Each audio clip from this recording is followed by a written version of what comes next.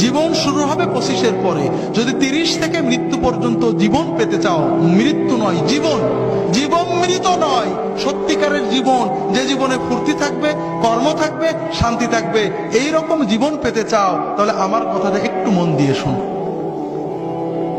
আল্লাহ তাআলা যে নিয়মে বানিয়েছেন, প্রকৃতির সাথে যুদ্ধ করে আমরা জিততে পারবো না, আল্লাহর প্রকৃতিকে মেনে নিতে হবে।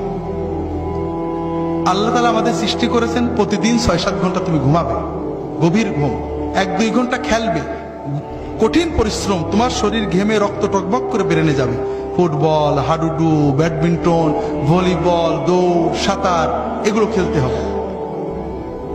এরপর 1-2 ঘন্টা আল্লাহর ইবাদত করতে হবে, আল্লাহর সালাত, সিয়াম, জিকির যতটুকু পারা যায়, তাতে তোমার আত্মা সুস্থ হবে, তোমার মন পরিশুদ্ধ হবে, তোমার আত্মা, মন, দেহ সবকিছু প্রোডাক্টিভ হয়ে যাবে।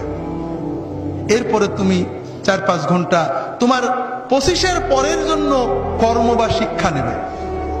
এইভাবে যদি তুমি চলো, তাহলে তোমার জীবন গতিশীল হবে, তোমার জীবন ইনশাআল্লাহ মৃত্যু পর্যন্ত সচল থাকবে।